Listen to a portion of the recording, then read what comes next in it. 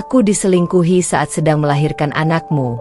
Kini aku hidup bahagia bersama lelaki yang mengajarkanku arti cinta sejati, sementara kamu hanya bisa menatapku dari jauh dengan air mata penyesalan.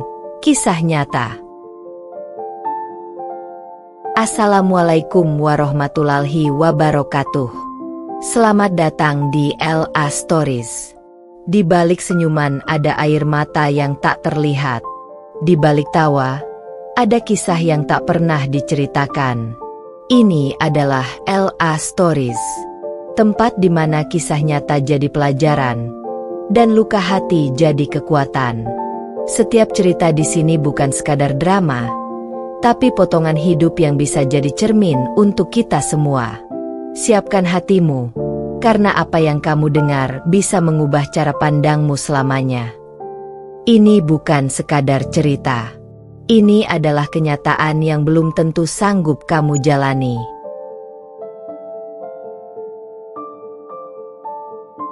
Namaku Kinara, seorang istri yang dulu begitu mencintai suamiku, Arya. Kami membangun rumah tangga dengan penuh harapan dan cinta. Namun, di hari paling berharga dalam hidupku, hari aku melahirkan anak pertama kami, aku justru dikhianati. Saat aku berjuang di ruang bersalin demi melahirkan buah cinta kami, Arya malah berselingkuh dengan sahabatku sendiri, Naila. Dunia seakan runtuh di hadapanku. Air mata, rasa sakit, dan pengkhianatan bercampur jadi satu. Setelah melahirkan, aku memilih pergi. Aku membesarkan anakku seorang diri, berjuang dari nol tanpa menoleh ke belakang. Tapi takdir mempertemukanku dengan seseorang, Revan, lelaki yang tulus mencintaiku tanpa melihat masa laluku. Bersamanya, aku akhirnya menemukan arti cinta sejati yang dulu tidak pernah aku rasakan. Kini, aku hidup bahagia, sementara Arya hanya bisa menatapku dari jauh, menyesali semua kesalahannya. Tapi maafku tidak akan pernah mengubah apapun, karena aku sudah menemukan kebahagiaanku sendiri. Kisah ini diangkat dari kisah nyata Kinara yang mengajarkan kita bahwa cinta sejati bukan tentang siapa yang datang pertama, tapi siapa yang tetap tinggal saat dunia runtuh.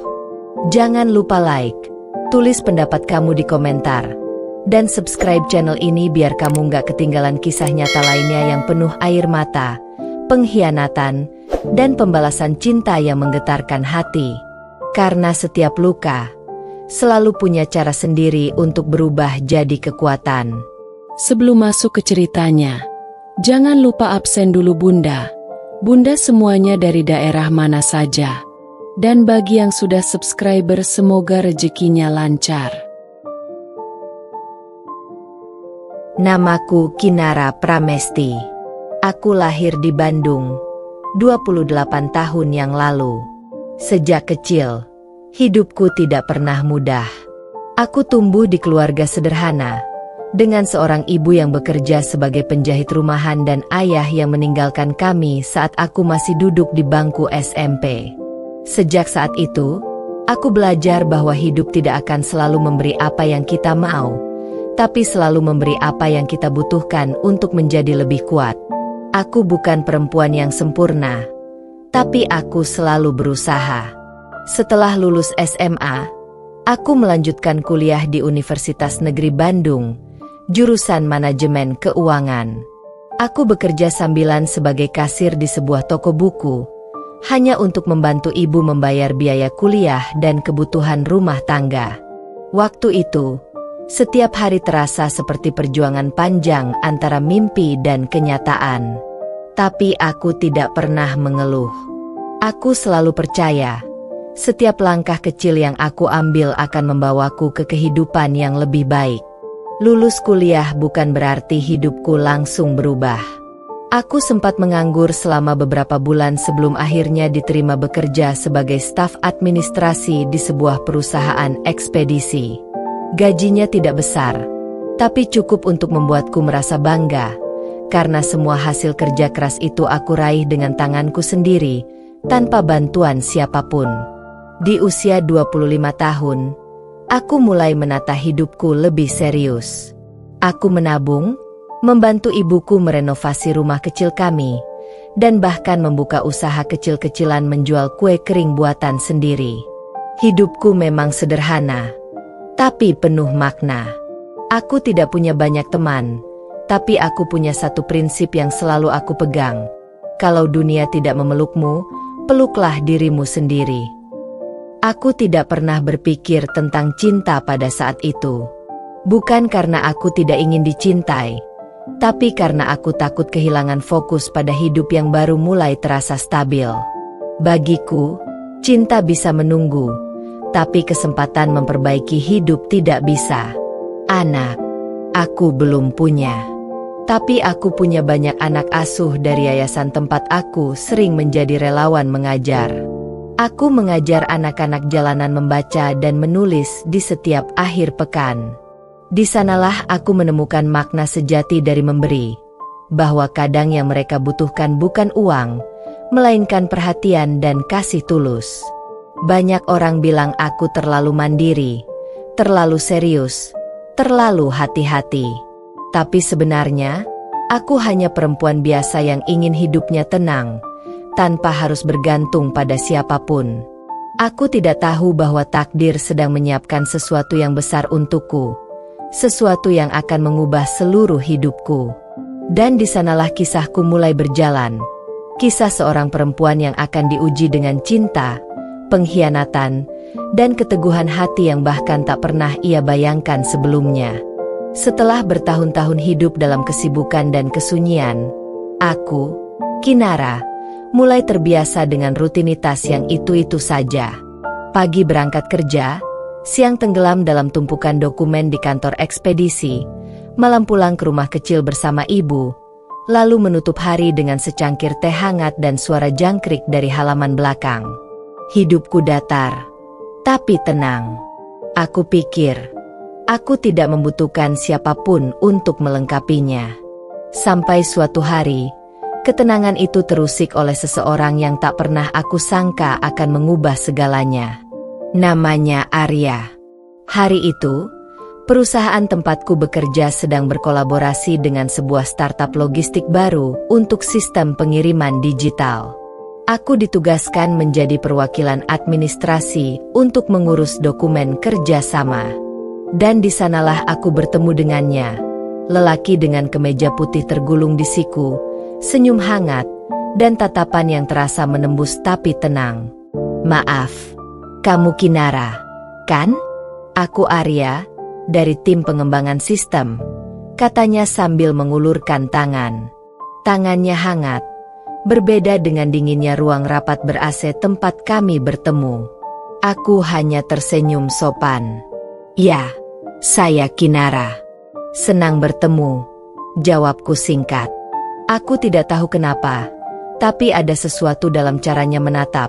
Seolah dia bisa membaca semua lelah yang aku sembunyikan di balik senyum tenangku. Sejak hari itu, komunikasi kami semakin sering. Awalnya, hanya sebatas pekerjaan, membahas data pengiriman, revisi laporan, dan koordinasi deadline. Tapi perlahan, obrolan kami mulai bergeser ke hal-hal ringan, kopi favorit, film lama yang sama-sama kami suka, hingga kebiasaan anehku yang selalu membawa buku kemanapun aku pergi. Kayaknya kamu tipe orang yang tenang, tapi kalau marah pasti bahaya ya, katanya suatu sore lewat pesan singkat. Aku tersenyum membaca itu. Entah kenapa, kata-katanya terasa hangat, seperti seseorang yang mencoba menembus tembok tebal yang selama ini aku bangun di sekeliling hatiku. Hari berganti minggu, dan minggu berganti bulan. Arya semakin sering hadir dalam keseharianku. Kadang dia mampir ke kantor hanya untuk membawa kopi kesukaanku, atau sekadar bertanya, "Kamu udah makan siang?" Hal-hal sederhana seperti itu, yang dulu aku anggap remeh, mulai membuatku merasa diperhatikan. Aku masih ingat satu malam yang mengubah segalanya. Aku lembur sendirian di kantor karena deadline laporan. Lampu-lampu sebagian sudah padam, hanya tinggal meja kerjaku yang masih menyala. Tiba-tiba notifikasi pesan masuk di ponselku. Masih di kantor. Arya. Aku membalas singkat. Iya, belum selesai laporan. Tak sampai 15 menit, dia datang. Membawakan makanan dan berkata, "Kamu nggak bisa kerja dengan perut kosong. Aku tahu kamu tipe yang suka maksa diri sendiri." Aku terdiam. Dalam diam itu, ada sesuatu di dadaku yang mulai bergerak pelan. Aneh, tapi menenangkan. Sejak malam itu, aku tahu, dinding hatiku yang selama ini aku jaga dengan kuat, mulai retak. Aku mulai menantikan pesan darinya setiap pagi. Aku mulai mencari-cari sosoknya di antara keramaian kantor. Dan setiap kali dia tersenyum, ada sesuatu dalam diriku yang ikut tersenyum tanpa alasan. Aku bercerita tentang Arya pada ibuku. Beliau hanya tersenyum lembut dan berkata, "Kalau dia membuatmu tenang, bukan hanya bahagia, mungkin dia memang datang bukan kebetulan." Kata-kata itu menancap dalam hatiku. Aku tidak tahu apakah ini cinta, tapi aku tahu ada sesuatu yang mulai tumbuh. Sesuatu yang membuatku ingin membuka hati untuk pertama kali setelah sekian lama menutupnya rapat-rapat. Dan malam itu, sebelum tidur, aku menatap langit-langit kamar dan tersenyum kecil. Mungkin aku pantas dicintai juga, bisikku dalam hati. Aku tidak tahu bahwa senyum kecil malam itu adalah awal dari kisah panjang yang akan menguji arti cinta, kesetiaan, dan keteguhan hati seorang perempuan bernama Kinara. Cinta datang dengan cara paling lembut ketika aku berhenti mencarinya. Dan disitulah, Arya perlahan menjadi bagian dari hariku, bukan sebagai rekan kerja, tapi seseorang yang membuat hidupku terasa lebih berwarna. Setiap pagi, sebelum aku tiba di kantor, selalu ada secangkir kopi panas di mejaku. Ditutup gelasnya, selalu ada sticky note kecil bertuliskan hal-hal manis sederhana. Kadang, hanya, "Semangat ya, hari ini kamu pasti bisa." Kadang, "Jangan lupa makan, kerja keras boleh tapi jangan lupa bahagia." Aku tahu itu darinya. Tidak ada yang menulis dengan huruf R, seanggun dan serapi itu kecuali Arya. Awalnya aku hanya tertawa setiap kali membacanya, tapi lama-lama aku menyimpannya. Aku bahkan menyimpan semua catatan kecil itu di dalam buku agenda, seolah setiap kata dari Arya adalah bagian kecil dari hari-hariku yang tidak ingin aku lupakan. Kami mulai sering menghabiskan waktu bersama setelah jam kerja. Kadang dia menemaniku makan di warung kecil dekat kantor. Kadang hanya duduk di taman kota sambil membicarakan hal-hal sederhana, dari film yang sedang tayang sampai impian masa kecil yang belum sempat tercapai. "Tahu nggak, dulu aku pengen banget punya rumah di tepi sawah," katanya suatu malam, sambil menatap lampu jalan yang temaram. Aku menoleh, tersenyum kecil. "Kenapa sawah?" "Karena aku suka ketenangan. Aku pengen kalau aku capek, aku bisa lihat hijaunya padi, dengar suara jangkrik, dan ngerasa semua baik-baik aja." Aku menatapnya lama. Dalam hati, aku berpikir, lelaki ini berbeda. Tidak seperti yang lain yang hanya bicara tentang uang atau gaya hidup. Arya bicara tentang ketenangan, sesuatu yang selama ini juga aku cari. Hari demi hari, kebersamaan kami mulai terasa seperti kebiasaan. Aku terbiasa menerima pesan, "Selamat pagi," darinya. Terbiasa mendengar suaranya di telepon sebelum tidur, dan terbiasa merasa rindu ketika sehari saja tidak bertemu. Aku tahu ini lebih dari sekadar persahabatan, tapi aku masih menahan diri. Ada ketakutan kecil di sudut hatiku, takut jatuh, takut kecewa, takut kehilangan diriku lagi seperti dulu. Namun, Arya tidak pernah terburu-buru. Dia tahu bagaimana menenangkan hatiku. Dia tidak pernah memaksa, tidak pernah menuntut. Dia hanya hadir, dengan caranya yang lembut, penuh pengertian, seolah tahu betul bagaimana memperlakukan perempuan yang pernah terluka. Suatu hari di hari Minggu, dia mengajakku ke kafe kecil di pinggir danau. Udara pagi itu sejuk, burung-burung beterbangan, dan aroma kopi baru diseduh memenuhi udara. Kami duduk di teras kafe, menghadap air danau yang berkilau terkena cahaya matahari. Arya tiba-tiba berkata, "Kamu tahu nggak, Kinara? Aku nggak pernah ngerasa sesantai ini sama siapapun." Aku menatapnya, sedikit tersenyum. Maksudnya? Biasanya aku gampang bosen, gampang jenuh. Tapi entah kenapa, tiap kali sama kamu, waktu kayak berhenti. Nggak ada yang perlu aku ubah. Aku cuma pengen duduk di sini, denger kamu cerita, dan ngerasa damai. Aku terdiam. Kata-katanya sederhana, tapi masuk ke hati.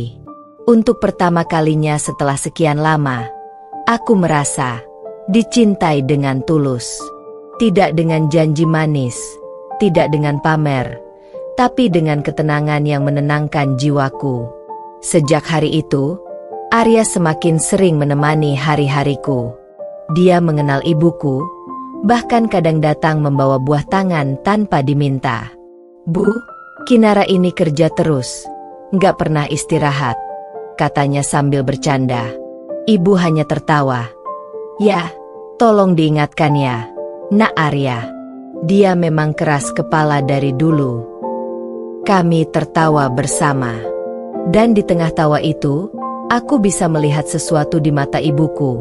Pandangan hangat, seolah beliau tahu bahwa mungkin, untuk pertama kalinya dalam hidupku, aku benar-benar dicintai. Malam-malam kami semakin panjang. Kadang kami berbicara lewat telepon sampai larut, membicarakan hal-hal remeh yang entah kenapa terasa penting. Tentang impian masa depan, tentang keluarga, bahkan tentang ketakutanku sendiri. Arya selalu mendengarkan, tidak menyela, tidak menertawakan. Dia hanya berkata, "Kamu nggak perlu jadi kuat terus, Kinara. Kadang kamu juga boleh capek. Aku di sini kok." Dan saat itu, hatiku resmi menyerah. Dinding yang dulu kubangun untuk melindungi diri dari rasa sakit, kini perlahan runtuh oleh kelembutannya. Aku mulai membayangkan masa depan, bukan lagi sendiri, tapi bersamanya. Aku membayangkan pagi yang diawali dengan senyumnya, malam yang diakhiri dengan peluknya. Aku membayangkan bisa memasak untuknya, menyiapkan kopi seperti yang selalu dia lakukan untukku. Aku tahu, aku sedang jatuh cinta. Dan cinta kali ini terasa berbeda. Tenang, dewasa, dan penuh rasa syukur. Namun aku tidak tahu bahwa di balik ketenangan itu, takdir sedang menulis cerita lain untukku. Sebuah cerita yang akan membuatku mengerti bahwa cinta yang indah pun bisa berubah menjadi luka paling dalam. Tapi untuk saat ini, aku ingin menikmati setiap detiknya. Karena aku belum tahu bahwa kata selamanya tidak selalu berarti abadi. Hidupku terasa begitu berbeda sejak Arya hadir di dalamnya. Hari-hariku yang dulu penuh kesibukan dan keheningan kini berubah menjadi hangat dan penuh warna. Aku tidak lagi bangun pagi hanya untuk mengejar pekerjaan, tapi juga untuk menantikan pesan sederhana darinya. "Pagi, Kinara. Jangan lupa sarapannya. Dunia ini nggak seindah itu kalau kamu sakit." Setiap kata darinya seperti obat yang perlahan menyembuhkan luka-luka lama yang belum sempat sembuh sepenuhnya. Aku mulai percaya lagi pada cinta, sesuatu yang dulu kupikir hanya milik orang-orang beruntung. Hubungan kami berjalan dengan begitu alami. Tidak ada drama, tidak ada permainan. Arya tahu bagaimana memperlakukanku dengan penuh hormat dan kasih. Dia selalu mendengarkan, selalu hadir saat aku butuh tempat bersandar. Bahkan di saat aku merasa dunia terlalu berat, dia tahu cara membuatku tersenyum. Entah dengan lelucon konyol, atau hanya dengan memegang tanganku dan berkata, "Kamu nggak sendiri." Hari itu, sore menjelang malam di bulan Desember, udara Bandung sedang sejuk dengan gerimis kecil yang menetes di kaca kafe langganan kami. Aku dan Arya duduk di sudut ruangan, seperti biasa, tempat yang sama di mana kami sering berbagi cerita, tawa, bahkan diam yang tidak canggung. Namun sore itu, suasananya terasa sedikit berbeda. Arya tampak lebih tenang, tapi ada sesuatu di matanya, seperti sedang menyimpan sesuatu yang ingin diucapkan, tapi menunggu waktu yang tepat. "Kinara," panggilnya pelan. Aku menoleh, tersenyum. "HM." Dia menghela napas pelan, lalu menatap mataku lekat-lekat. Tatapan itu, tatapan yang membuat jantungku berdebar tanpa tahu kenapa. "Aku udah lama pengen bilang ini," ucapnya akhirnya. Tanganku refleks berhenti mengaduk coklat panas di depanku. "Bilang apa?" tanyaku dengan nada sedikit gugup. Dia tersenyum, senyum yang dulu hanya aku anggap hangat, tapi malam itu terasa lebih dalam. "Kinara," katanya lembut, "aku mencintaimu." Waktu seolah berhenti. Aku terdiam, menatapnya, memastikan aku tidak salah dengar. Tapi Arya tidak bergeming. Tatapannya mantap, suaranya tenang, tapi tegas. Dia melanjutkan, "Aku jatuh cinta padamu bukan karena kamu cantik, atau karena kamu baik. Aku jatuh cinta karena setiap kali aku ada di dekatmu, aku ngerasa lengkap, aku ngerasa pulang." Aku menunduk, menahan air mata yang tiba-tiba menggenang. Tidak pernah ada yang berkata begitu padaku sebelumnya. Tidak pernah ada yang mencintaiku dengan ketulusan seperti itu, tanpa syarat, tanpa kepura-puraan. "Dan aku tahu," lanjutnya lagi, "kamu mungkin masih takut. Kamu pernah disakiti. Kamu pernah kecewa. Tapi aku janji, aku akan jagain kamu. Aku nggak akan biarkan kamu ngerasa sendirian lagi." Aku menatapnya, kali ini dengan air mata yang mulai jatuh perlahan. Aku tidak pernah tahu bahwa cinta bisa sesederhana dan seindah ini. Aku mengangguk pelan, lalu berbisik, "Aku juga mencintaimu, Arya." Dia tersenyum lega, seperti beban besar di pundaknya baru saja hilang. Dia menggenggam tanganku, erat, seolah tidak ingin melepaskan. Dan di tengah suasana gerimis yang jatuh di luar jendela, dia berkata sesuatu yang membuat hatiku bergetar hebat. "Kalau kamu izinkan," katanya pelan, "aku nggak mau cuma jadi seseorang yang nemenin kamu sementara. Aku pengen jadi rumahmu selamanya. Aku pengen menikah sama kamu, Kinara." Aku terpaku. Kata-katanya terasa seperti mimpi yang terlalu indah untuk nyata. Menikah? Aku tidak pernah benar-benar membayangkan ada seseorang yang akan mengucapkan kata itu padaku dengan kesungguhan seperti ini. Aku menatapnya, antara bahagia dan tidak percaya. "Arya, kamu serius?" tanyaku dengan suara bergetar.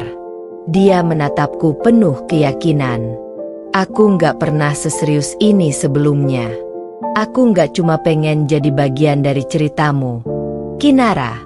Aku pengen jadi akhir bahagiamu." Air mata jatuh tanpa bisa aku tahan.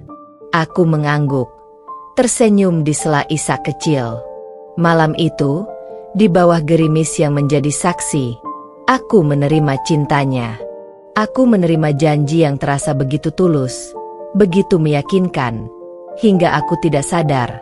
Mungkin aku terlalu percaya pada keindahan yang belum tentu abadi. Kami berdua keluar dari kafe sambil tertawa di bawah payung yang sama. Arya menggenggam tanganku, menatapku dengan mata berbinar. "Aku janji, Kinara, aku bakal bahagiain kamu. Aku bakal buat kamu lupa semua sakit yang pernah kamu rasain."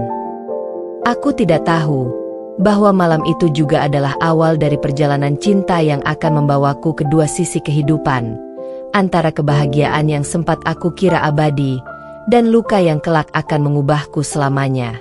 Tapi malam itu, aku memilih untuk percaya. Karena untuk pertama kalinya dalam hidupku, aku merasa benar-benar dicintai. Dan untuk pertama kalinya, aku mengira takdir akhirnya berpihak padaku. Sejak malam Arya menyatakan cintanya dan niat untuk menikahiku, hidupku terasa seperti mimpi yang berjalan di dunia nyata.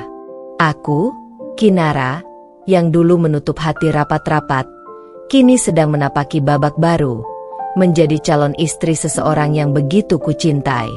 Setiap pagi terasa lebih hangat, setiap sore penuh dengan harapan baru. Arya sering berkata, akhirnya, kita nggak cuma berdua sebagai sepasang kekasih, tapi akan satu dalam hidup yang sama. Kalimat itu menjadi mantra yang selalu menenangkan hatiku setiap kali aku merasa cemas. Pertunangan kami berlangsung sederhana, tapi penuh cinta. Di ruang tamu rumah ibuku yang mungil, dengan dekorasi bunga mawar putih hasil buatan tangan teman-temanku, Arya datang bersama keluarganya untuk melamarku secara resmi. Aku mengenakan kebaya pastel yang dijahit khusus oleh ibu, dan untuk pertama kalinya dalam hidupku, aku melihat beliau menangis bukan karena lelah, tapi karena bahagia. Aku titip anakku ya, Nak Arya, kata ibu sambil menggenggam tangan calon menantunya. Arya tersenyum hangat dan menjawab, Insya Allah, Bu. Saya akan jaga Kinara seumur hidup saya. Kalimat itu membuat seluruh ruangan terasa penuh harapan. Semua orang tersenyum. Semua mata berbinar. Dan aku, di tengah kehangatan itu, merasa menjadi perempuan paling beruntung di dunia. Setelah acara lamaran, hari-hariku dipenuhi dengan kesibukan persiapan pernikahan. Aku dan Arya menyiapkan segalanya bersama.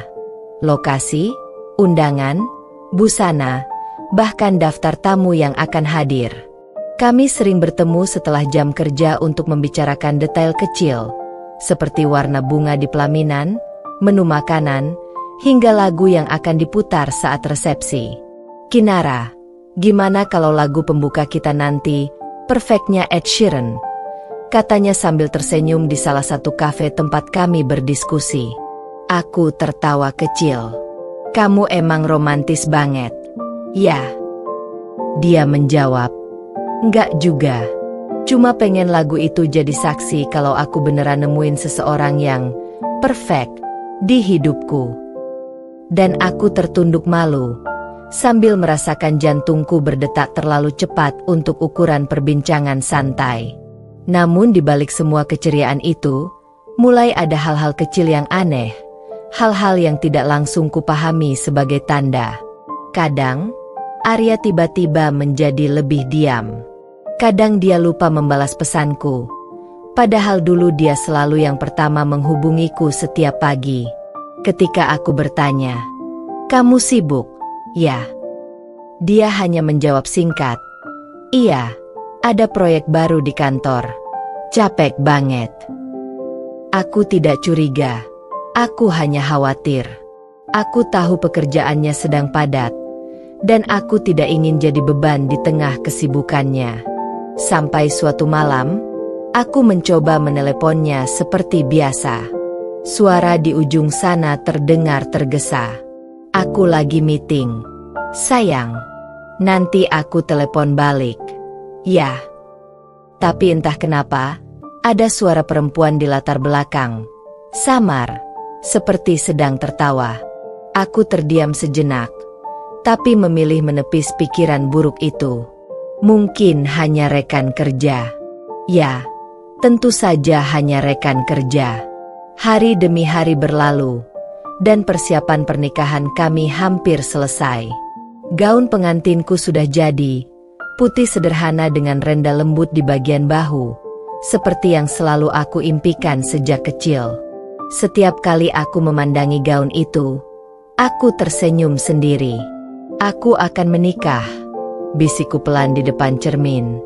Sebuah kalimat yang dulu terasa mustahil kini benar-benar akan menjadi kenyataan. Di sela-sela kesibukan, Arya sempat mengajakku ke rumah barunya, rumah yang katanya akan kami tinggali setelah menikah nanti. Rumah itu tidak besar, tapi sangat nyaman. Ada halaman kecil di depan, dengan pohon Kamboja di sudutnya. Dia menunjuk satu kamar dan berkata, "Ini nanti buat anak kita, ya?" Aku menatapnya lama, lalu tertawa pelan sambil berkata, "Kita belum menikah, tapi kamu udah mikirin anak?" Dia menjawab santai, "Karena aku gak sabar buat punya keluarga sama kamu." Aku memeluknya saat itu, tanpa tahu bahwa kalimat yang terasa manis itu suatu hari nanti akan jadi luka yang paling dalam di hatiku. Beberapa minggu sebelum hari pernikahan, aku mulai merasakan jarak yang tak bisa kujelaskan. Arya semakin sering lembur, semakin jarang datang ke rumah, dan kadang, entah kenapa, tatapannya padaku terasa tidak sehangat dulu. Tapi setiap kali aku mencoba bicara, dia selalu punya alasan logis yang membuatku tenang. Aku percaya. Aku ingin percaya. Karena bagi seorang perempuan yang sudah memberikan hatinya sepenuhnya, kepercayaan adalah bentuk cinta yang paling tulus. Aku sibuk memastikan semua berjalan sempurna. Undangan sudah dikirim, catering sudah siap, dan hari itu semakin dekat. Dalam diam, aku berdoa, "Ya Tuhan, semoga ini benar-benar awal yang baik. Semoga dia memang jodoh yang Kau kirim untukku."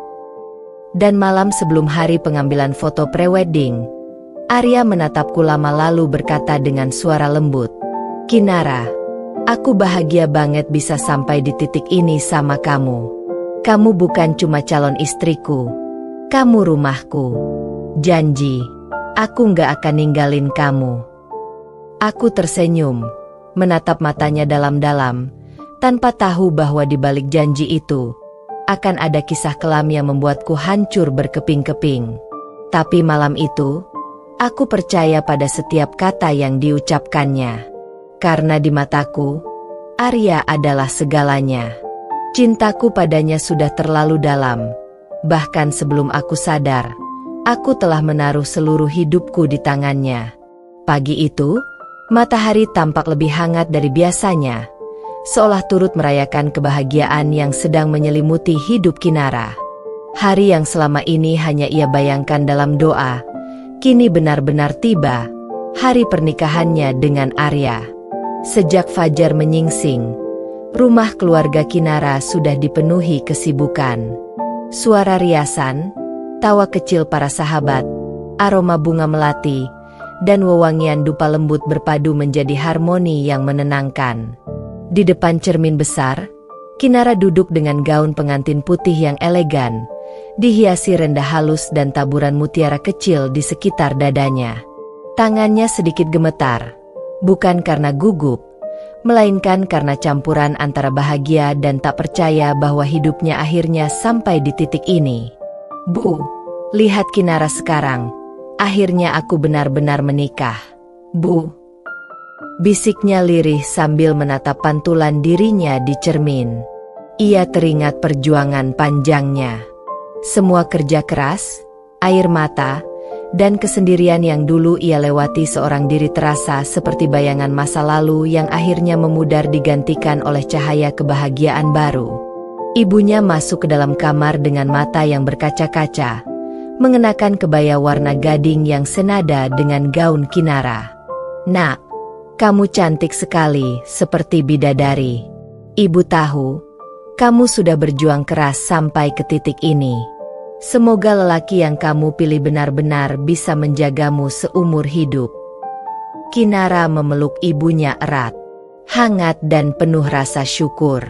"Terima kasih, Bu, tanpa doa ibu, aku mungkin gak akan sekuat ini." Acara akad nikah digelar di taman hotel yang penuh bunga. Langit biru cerah, angin berhembus lembut, dan musik instrumen lembut mengiringi setiap langkah tamu yang datang. Kinara berjalan di antara dua barisan keluarga, langkahnya pelan tapi pasti, sementara pandangan setiap orang tertuju padanya. Pengantin perempuan yang memancarkan ketenangan dan keanggunan. Arya menunggu di depan penghulu, mengenakan setelan jas putih gading dengan senyum yang nyaris tak bisa disembunyikan. Tatapannya tak lepas dari Kinara sedetik pun. Begitu Kinara duduk di sampingnya, Arya menunduk, seolah masih tak percaya bahwa perempuan di hadapannya kini akan menjadi istrinya. Ketika penghulu mengucapkan ijab kabul, suasana mendadak hening. Semua mata tertuju pada Arya yang dengan suara mantap mengucapkan, "Saya terima nikahnya Kinara binti Harun dengan mas kawin seperangkat alat salat dan emas 10 gram, dibayar tunai." Sejenak, waktu seakan berhenti. Lalu serentak terdengar suara haru dan tepuk tangan pelan dari para tamu. Kinara menunduk, air matanya jatuh tanpa bisa ditahan. Kini ia resmi menjadi istri. Sesi resepsi berlangsung meriah. Hiasan lampu gantung kristal berkilauan di langit-langit ballroom, bunga mawar putih menghiasi setiap meja, dan senyum kebahagiaan terpancar di wajah semua tamu undangan. Kinara dan Arya berdiri di pelaminan, menerima ucapan selamat dari teman-teman dan keluarga. Namun di tengah keramaian itu, Kinara beberapa kali melirik cincin di jarinya. Hatinya terasa hangat. Ia teringat perjalanan panjangnya yang tak mudah. Mulai dari masa-masa kesendirian, rasa takut membuka hati, hingga akhirnya menemukan seseorang yang membuatnya percaya lagi pada cinta.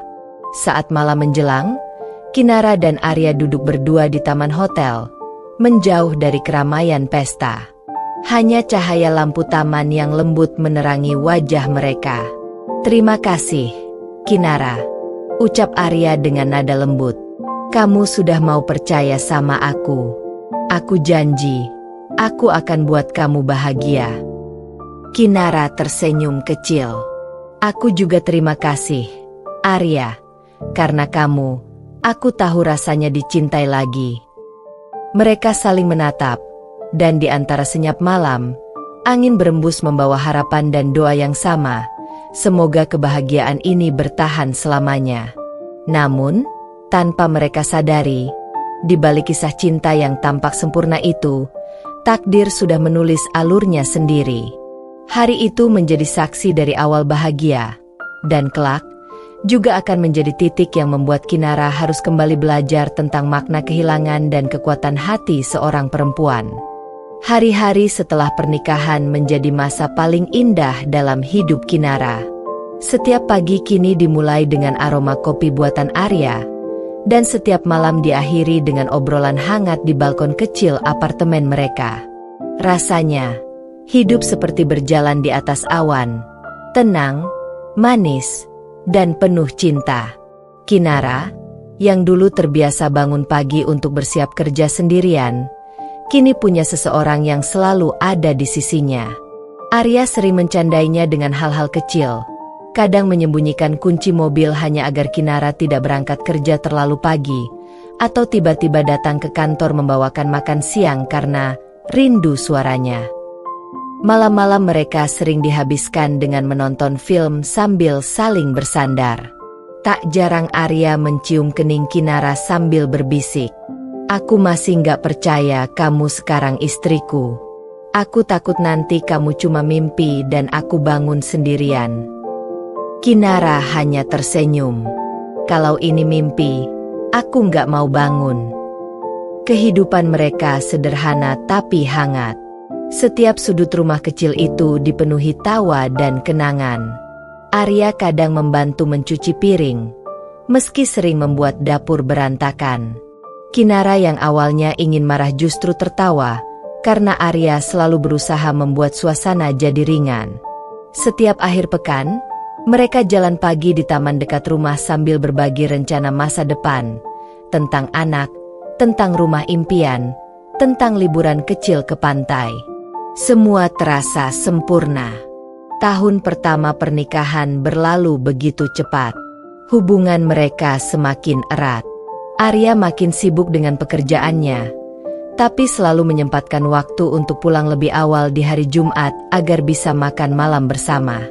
Sementara Kinara, yang bekerja sebagai konsultan desain interior, sering membawa pekerjaannya ke rumah agar bisa tetap dekat dengan suaminya. Suatu pagi, saat matahari baru naik dan aroma roti panggang memenuhi dapur, Kinara merasakan sesuatu yang berbeda di tubuhnya. Mual, pusing ringan, dan rasa lemas yang tak biasa. Ia berpikir mungkin hanya kelelahan. Tapi hari-hari berikutnya, rasa itu semakin sering muncul. Awalnya ia diam, tak ingin membuat Arya khawatir. Namun ketika suatu sore ia mencium aroma kopi dan langsung merasa ingin muntah, Arya langsung menyadari sesuatu. "Sayang, kamu kenapa? Kamu kelihatan pucat banget akhir-akhir ini." Kinara menatapnya ragu, lalu tersenyum tipis. "Aku nggak tahu, mungkin masuk angin." Tapi di dalam hatinya, ada firasat lembut yang membuat jantungnya berdebar. Malam itu, setelah Arya tertidur, Kinara memutuskan membeli test pack ke apotek dekat rumah. Tangannya gemetar saat membuka bungkusnya. Ia menatap 2 garis merah yang muncul jelas di alat itu. Positif. Matanya langsung berkaca-kaca. Air mata jatuh tanpa bisa ditahan. Antara terkejut, bahagia, dan tidak percaya bahwa di dalam dirinya kini ada kehidupan kecil, buah dari cinta mereka berdua. Pagi harinya, Kinara menyiapkan sarapan kesukaan Arya, nasi goreng telur dan jus jeruk segar. Ia menaruh test pack di atas piring kosong, menutupnya dengan tudung saji kecil, dan memanggil Arya ke meja makan. "Ada kejutan kecil buat kamu," katanya dengan senyum misterius. Arya tertawa kecil. "Apa nih? Kamu masak menu baru lagi?" Begitu tudung saji dibuka, Arya menatap benda kecil itu dengan dahi berkerut.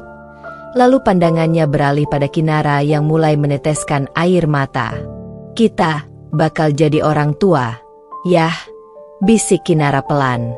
Butuh beberapa detik sampai Arya benar-benar menyadarinya. Matanya melebar, lalu tubuhnya bergetar menahan haru. Ia memeluk Kinara erat-erat, begitu erat sampai Kinara hampir tak bisa bernapas. "Serius, Ra? Kamu hamil?" "Iya, aku hamil." Tangisan bahagia pecah di antara keduanya. Arya mencium perut Kinara dengan lembut, seolah berbicara pada bayi yang belum lahir. "Terima kasih, Tuhan. Aku janji akan jaga kalian berdua." Hari itu menjadi hari paling bahagia dalam hidup mereka. Kinara menatap wajah Arya yang begitu bersinar. Matanya penuh kasih. Ia merasa lengkap, seperti seluruh perjuangan masa lalunya akhirnya diganti oleh kebahagiaan yang nyata. Malam itu mereka duduk di balkon rumah, memandangi bintang yang berkelap-kelip di langit. Kinara menyandarkan kepala di bahu Arya sambil mengusap lembut perutnya yang masih rata. "Kamu tahu, yah, aku pernah takut nggak bisa punya keluarga seperti ini. Tapi sekarang aku punya kamu, dan sebentar lagi aku punya anak. Aku nggak butuh apapun lagi." Arya mengecup keningnya dan berbisik, "Aku janji, Ra, aku akan selalu jaga kamu dan anak kita, sampai kapanpun." Kinara tersenyum, tak tahu bahwa di balik janji manis itu, waktu perlahan sedang menyiapkan ujian besar yang akan menguji kekuatan hatinya. Untuk saat ini, ia hanya ingin menikmati kebahagiaan sederhana yang akhirnya ia temukan. Bahagia karena cinta, dan cinta karena kehadiran kehidupan baru di dalam dirinya. Bulan-bulan pertama kehamilan berjalan seperti mimpi indah bagi Kinara.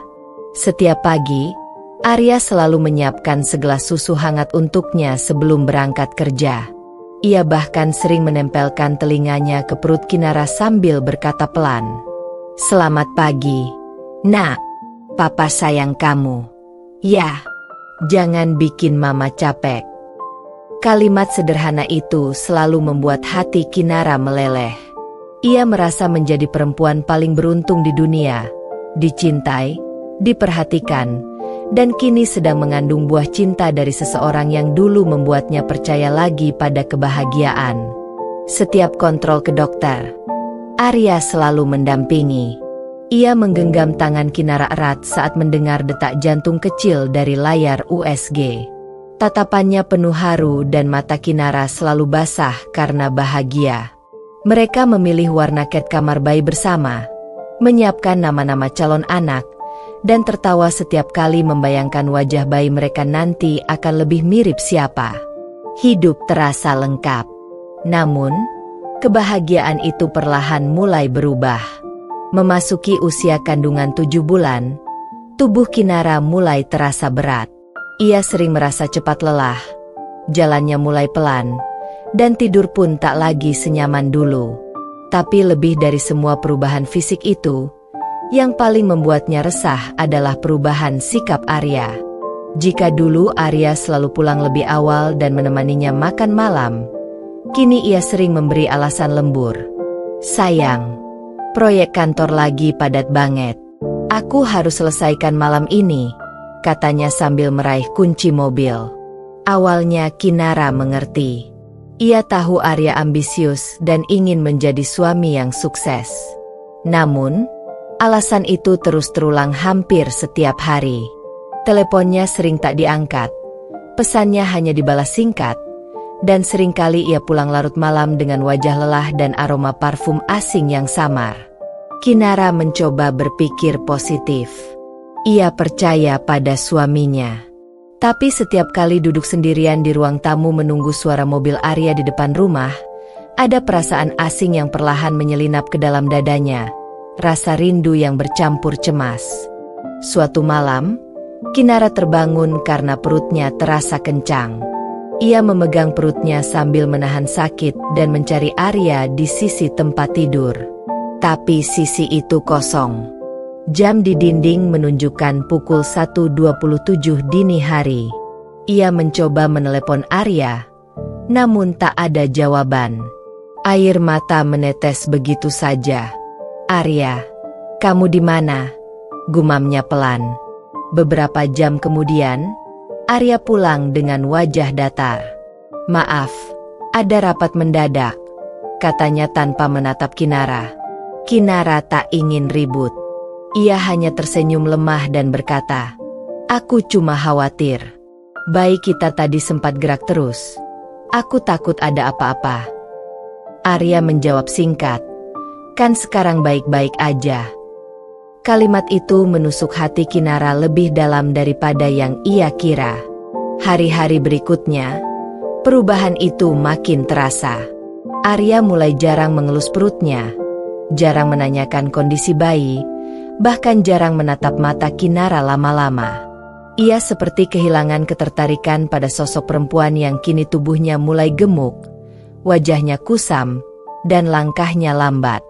Kinara yang dulu selalu tampil rapi kini lebih sering mengenakan daster longgar dan mengikat rambut seadanya. Ia terlalu fokus pada kehamilan dan persiapan persalinan untuk memikirkan penampilannya.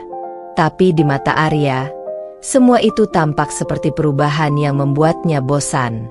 Suatu sore, saat Kinara duduk di ruang tamu sambil melipat baju bayi, ia mendengar notifikasi ponsel Arya yang tertinggal di meja. Tanpa niat mengintip, matanya secara tak sengaja menangkap satu nama yang muncul di layar. "Naila." Pesannya singkat. "Makasih udah nemenin aku malam ini, Arya. Aku senang bisa ngobrol lagi kayak dulu." Jantung Kinara berdegup keras. Tangannya gemetar memegang ujung baju bayi yang belum sempat terlipat. "Naila?" bisiknya, menelan ludah pahit. Nama itu bukan asing. Ia adalah teman lama Kinara sendiri, yang dulu sempat hadir di pesta pernikahan mereka. Hatinya menolak percaya. Tidak, Arya nggak mungkin. Malam itu, saat Arya pulang, Kinara hanya diam.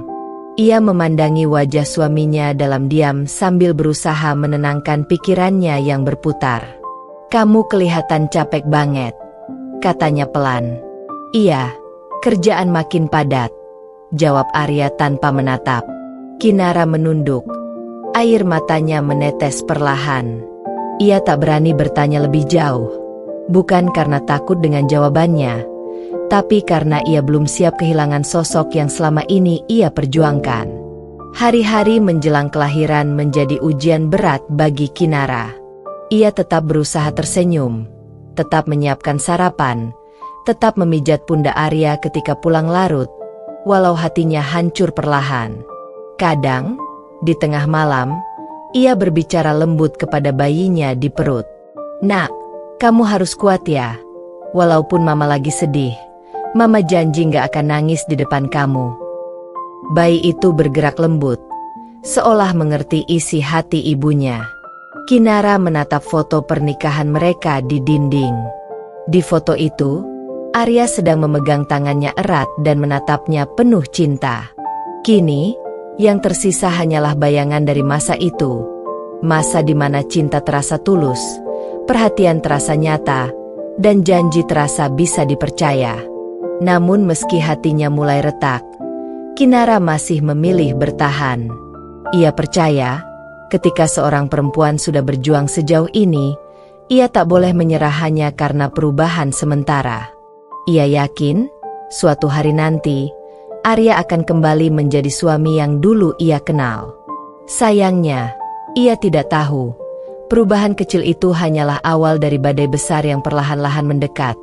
Badai yang akan mengguncang seluruh hidupnya, tepat di saat ia sedang berjuang melahirkan buah cinta yang ia kira akan menyatukan mereka selamanya. Hari itu adalah hari yang ditunggu-tunggu. Usia kandungan Kinara sudah genap 9 bulan. Tubuhnya terasa semakin berat. Punggungnya sering nyeri, dan setiap langkah terasa pelan. Namun di balik lelah yang dirasakannya, ada harapan besar yang membuatnya kuat. Sebentar lagi, ia akan memeluk buah hatinya. Sejak pagi, Kinara menyiapkan tas perlengkapan bayi dan perlengkapan persalinan yang sudah dirapikan sejak minggu lalu. Ia memastikan semuanya siap. Baju bayi, popok, perlengkapan mandi, hingga selimut mungil yang ia jahit sendiri dengan tangan bergetar. Ia duduk di kursi goyang dekat jendela, mengelus lembut perutnya yang semakin besar. "Nak, sebentar lagi kamu ketemu mama. Yah, mama janji, kamu akan lahir dalam dunia yang penuh cinta," bisiknya sambil tersenyum kecil. Namun, beberapa hari terakhir, Arya terlihat semakin jauh. Ia lebih sering keluar rumah dengan alasan pekerjaan yang menumpuk. Pulangnya pun larut, bahkan terkadang tidak mengangkat telepon sama sekali. Kinara mencoba memaklumi, menenangkan diri dengan berpikir bahwa suaminya sedang berjuang untuk masa depan keluarga mereka. Padahal di dalam hatinya, ia tahu ada yang tidak beres.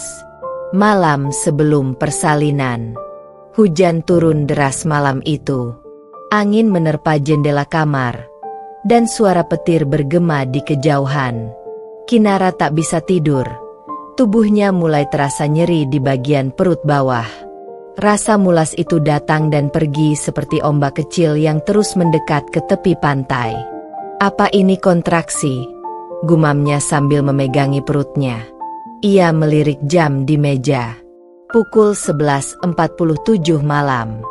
Ia mencoba menelepon Arya, namun panggilannya tak juga diangkat. Sekali, 2 kali, 3 kali, tak ada jawaban. Air mata mulai menggenang di pelupuk matanya. "Arya, aku butuh kamu sekarang." Ia menghela napas, berusaha kuat. Ia berjalan perlahan ke kamar bayi dan menatap ranjang kecil yang sudah siap menyambut kehadiran si buah hati. Hatinya terasa hangat, sekaligus perih. "Nak, papa kamu pasti lagi di jalan. Ya, kita tunggu sebentar lagi." Namun detik demi detik berlalu, dan rasa sakit itu semakin sering datang. Ia akhirnya menghubungi ibunya yang langsung panik mendengar kabar itu. "Tunggu, Nak, ibu kesana sekarang juga. Kamu jangan panik. Tarik napas dalam-dalam."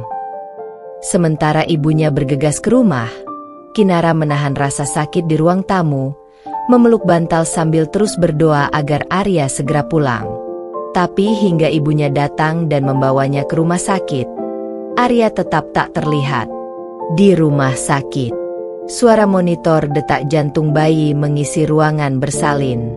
Kinara sudah terbaring di ranjang dengan wajah pucat, keringat dingin bercucuran di dahinya. Ia menggenggam tangan ibunya erat-erat sambil menahan kontraksi yang semakin kuat. Bu, Arya belum datang. Ya, belum. Nak, mungkin dia belum tahu kamu udah di rumah sakit. Tapi aku udah telepon dari tadi, Bu. Tangisan pelan keluar dari bibirnya, bukan hanya karena rasa sakit melahirkan, tapi juga karena rasa hampa, karena orang yang seharusnya ada di sisinya saat ini, justru entah di mana. Sementara di sisi lain kota, Arya sedang berada di kamar hotel, bersama perempuan yang tak asing bagi Kinara, Naila, sahabat yang dulu pernah ikut membantu di acara pernikahannya. Di dalam kamar itu, tawa dan obrolan lembut mengalir. Naila mengenakan gaun tidur berwarna merah muda, duduk di sisi tempat tidur sambil memainkan rambutnya. Arya, kamu yakin gak apa-apa ninggalin istrimu yang lagi hamil tua gitu? Katanya dengan nada menggoda. Arya hanya tersenyum miring. Dia kuat. Naila, lagi pula, aku cuma butuh tenang. Akhir-akhir ini dia terlalu sensitif. Semua hal kecil dipermasalahkan. Naila tertawa kecil. Berarti kamu butuh pelukan. Ya. Ia mendekat, dan tanpa pikir panjang, Arya menariknya ke dalam dekapannya. Di luar kamar, hujan masih turun deras, menenggelamkan suara dering ponsel Arya yang terus bergetar di atas meja. Panggilan dari Kinara yang tengah berjuang antara hidup dan mati untuk melahirkan anaknya. Pagi menjelang kelahiran. Fajar mulai menyingsing, dan tangisan bayi akhirnya menggema di ruang bersalin. Kinara menangis bahagia meski tubuhnya lemas tak berdaya. Nak, selamat datang, sayang. Ia menatap bayi kecil itu dengan mata berkaca-kaca. Lelahnya seolah terbayar. Semua sakit, semua tangis, semua ketakutan, sirna seketika saat melihat wajah mungil itu. Namun kebahagiaan itu terasa hampa karena kursi kosong di samping ranjangnya tetap tak terisi. Tak ada tangan Arya yang menggenggam, tak ada ciuman di kening, tak ada pelukan hangat seperti janji yang dulu ia ucapkan. Ketika dokter keluar dan memberi kabar pada keluarga, barulah ibunya berkata pelan sambil menatap wajah Kinara. Nak, kamu harus kuat. Ya, jangan pikirin Arya dulu. Kinara hanya diam, menatap bayi mungil yang menggeliat di pelukannya. Bu, aku nggak apa-apa. Aku cuma sedih. Kenapa orang yang aku tunggu nggak datang? Air matanya menetes di pipi bayi kecil itu. Ia tersenyum pahit. Mama janji akan jagain kamu, Nak, walau cuma mama yang ada di sini. Di tempat lain, pagi itu juga, di kamar hotel yang masih berantakan, Arya terbangun oleh suara notifikasi beruntun di ponselnya. Pesan terakhir membuatnya terdiam. Selamat, Pak Arya. Istri Bapak sudah melahirkan bayi laki-laki yang sehat. Arya terpaku. Matanya membulat. Tangannya gemetar saat melihat jam di layar. Pukul 7.25 pagi.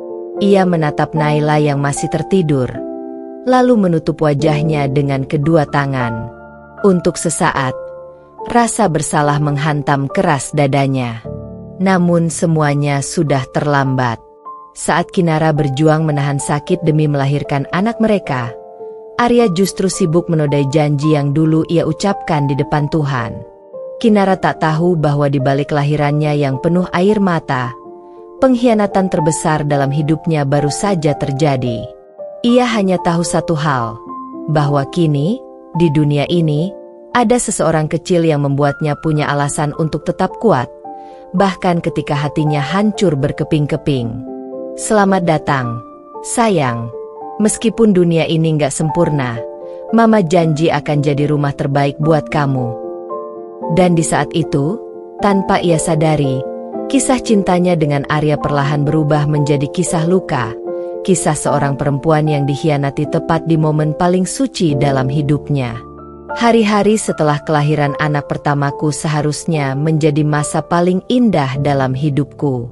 Aku menatap bayi mungil di pelukanku, kulitnya halus, napasnya kecil dan teratur, seolah dialah satu-satunya alasan mengapa aku masih bisa tersenyum. Aku memberinya nama Arsya, berarti cahaya kebahagiaan. Karena aku yakin dialah sinar baru yang akan menerangi rumah tanggaku bersama Arya.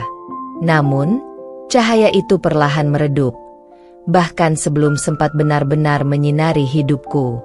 Hari-hariku diisi dengan rasa rindu dan kesepian. Arya jarang di rumah. Awalnya, aku berpikir mungkin karena pekerjaan. Mungkin karena ia ingin menyiapkan masa depan untuk anak kami. Tapi entah mengapa, setiap kali ia pulang, ada sesuatu yang terasa asing. Pelukannya tidak lagi hangat, tatapannya tidak lagi lembut seperti dulu. Ia lebih sering sibuk dengan ponselnya, dan ketika aku bertanya, jawabannya selalu sama. Kerjaan, sayang. Kamu istirahat aja, jangan banyak mikir. Aku mencoba percaya. Aku mencoba menenangkan hatiku sendiri. Meski setiap kali Arya berpaling, aku merasa ada jarak yang makin melebar di antara kami. Suatu malam, ketika aku masih dalam masa nifas, aku mendengar suara notifikasi di ponsel Arya. Ia tertidur di sofa ruang tamu, dan layar ponselnya menyala terang. Rasa penasaranku menuntunku untuk mendekat. Dan di sanalah aku menemukan pesan itu. Pesan dari seseorang bernama Naila. Kamu tadi luar biasa. Sayang, aku gak nyangka kita akhirnya bisa bareng juga. Aku rindu kamu, padahal baru tadi siang ketemu. Dadaku seolah diremas. Dunia seakan berhenti berputar. Aku membaca pesan-pesan itu berulang kali, berharap mataku salah melihat, berharap semua itu hanya mimpi buruk yang akan hilang saat aku membuka mata. Tapi tidak. Itu nyata. Naila, sahabatku sendiri, perempuan yang dulu sering datang ke rumah, yang menemaniku memilih baju hamil, yang pernah bilang, "Kamu beruntung banget, Kin, punya suami sebaik Arya." Air mataku jatuh tanpa bisa kutahan. Bayi kecilku menangis di kamar, dan aku segera berlari menghampirinya. Sambil memeluk Arsya, aku berbisik lirih. "Maaf ya, Nak, Mama lemah. Mama gak sangka Papa sekejam ini." Hari-hari setelahnya berjalan seperti mimpi buruk tanpa akhir. Aku berusaha bersikap normal di depan Arya, menyiapkan makanannya, menyambutnya ketika pulang. Tapi di dalam hati, aku sudah hancur. Setiap kali menatap wajahnya, aku hanya melihat pengkhianatan. Hingga suatu hari, ketika aku sedang mengganti popok Arsya, ponselku berdering. Sebuah pesan masuk dari nomor tak dikenal. "Kinara, aku minta maaf. Aku gak bisa bohong lagi. Aku dan Arya sudah menjalin hubungan sejak kamu hamil 7 bulan. Aku tahu aku salah, tapi aku juga cinta sama dia." Tanganku gemetar. Suara bayi kecilku terdengar samar di antara isak tangisku. Dunia seakan runtuh di hadapanku. Orang yang selama ini kuanggap sahabat, ternyata orang yang menusukku dari belakang saat aku berjuang membawa anak ke dunia ini. Sejak saat itu, aku tak lagi percaya cinta. Aku belajar untuk tak bergantung pada siapapun. Setiap malam, aku menatap Arsya yang tidur lelap di sampingku dan berjanji dalam hati, aku akan kuat demi anakku, bukan demi pernikahan ini. Arya mungkin masih mencoba bersikap manis, pura-pura tidak tahu bahwa rahasianya telah terbongkar. Tapi bagiku, semuanya sudah berbeda. Cinta yang dulu hangat kini telah mati, digantikan oleh luka yang tak bisa sembuh begitu saja. Aku mulai menulis diari lagi, seperti dulu ketika masih kuliah. Dalam satu halamannya aku menulis, aku pernah mencintai seseorang sepenuh hati, dan ternyata itu adalah kesalahan terbesar dalam hidupku. Tapi aku takkan menyesal, karena dari kesalahan itu aku belajar. Cinta sejati bukan tentang siapa yang menemani di masa indah, tapi siapa yang tetap bertahan saat dunia runtuh. Kini, hatiku tak lagi sama. Aku tahu, perjalananku baru saja dimulai.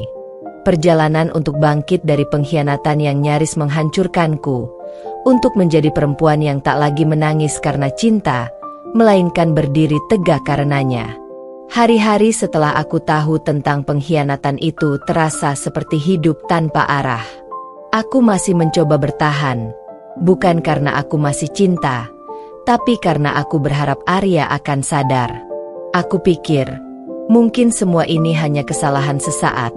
Mungkin Naila hanya godaan singkat yang akan berakhir. Tapi kenyataannya, aku terlalu naif. Satu sore, ketika matahari mulai tenggelam di balik jendela rumah kami, Arya duduk di ruang tamu dengan wajah datar. Ia memanggilku dengan nada yang tak biasa.